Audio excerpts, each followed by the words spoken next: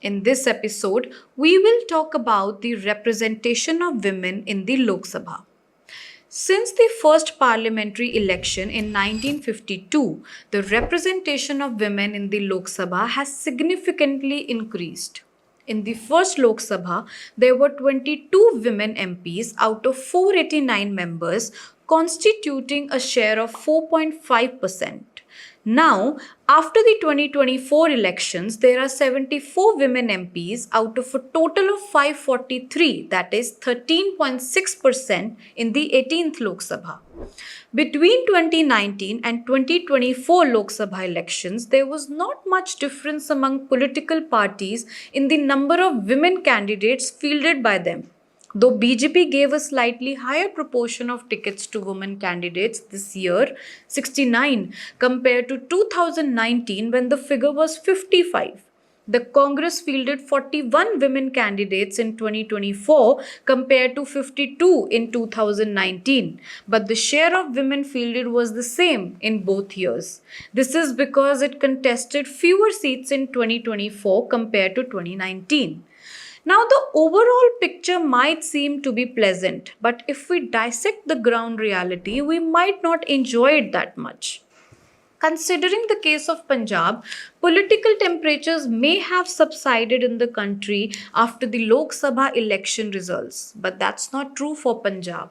Since the election results have been announced, political wrangling has increased in the state with the talk of cabinet rejig in the incumbent government doing the rounds. An intra-party revolt has also surfaced in the Shiromani Akali Dal.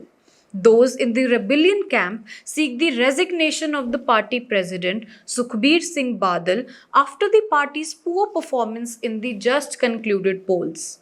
Meanwhile, political analysts continue to study the election outcomes from various angles. A perspective that did not receive much attention is the participation of women in electoral politics in the state.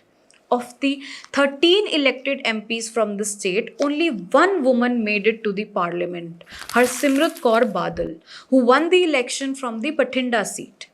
This number becomes problematic when seen within the context that of the 65 candidates fielded by 5 mainstream parties, only 6 were women. And of the 328 candidates who contested the election, only 26 were women. As per the 2011 census, women account for 47% of the state population. The political parties across the ideological spectrum distributed tickets parsimoniously to women.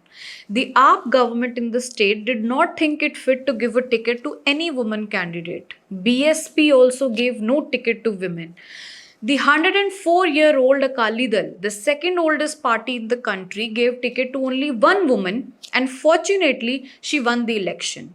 The Congress gave 2 tickets to women. BJP, contesting the Lok Sabha election solo for the first time in the state, fielded 3 women candidates, the highest.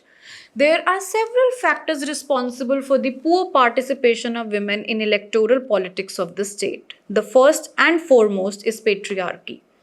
Any patriarchal society detests women in power circles as the males want to retain political power. Professor Nivedita Menon of JNU, while highlighting the subjugation of women, expounds that present subordination of women arises not from the unchangeable biological differences, but from social and cultural values, ideologies, and institutions that ensure the material and ideological subordination of women. Historical data indicates that women have been elected only a few times in the state. However, looking at individual constituencies and the political careers of women politicians indicates that they seem to be staying in power because of the consistent support from political dynasties. That is to say, that their entry into politics is premised on their political family connections, even if they later retain their seat as candidates on their own. The Majithia constituency is a perfect case to study this phenomenon. Since 1962, the constituency has only elected 2 women candidates, Prakash Kaur in 1962 and Ganeer Kaur Majithia in 2022. Ganiev's husband, Bikram Singh Majithia, brother of Harsimrat Kaur Badal, had been a member of the Legislative Assembly consistently since 2007 until he lost in the State Assembly election of 2022. He did not contest from his home seat because he ended up contesting against Navjot Singh Sidhu in Amritsar. However, he lobbied for his wife, who, despite having no political history, got elected with a 46.69% vote share. So, while women candidates have historically relied on political connections and dynasties to gain entry into politics, it seems a long way for them to be politically independent. Now, all hopes are on the Nari Shakti Vandan Adhiniyam, the Women's Reservation Act 2023, which mandates the reservation of one-third of all seats in the Lok Sabha, state legislative assemblies, and Delhi as a union territory with an elected assembly for women.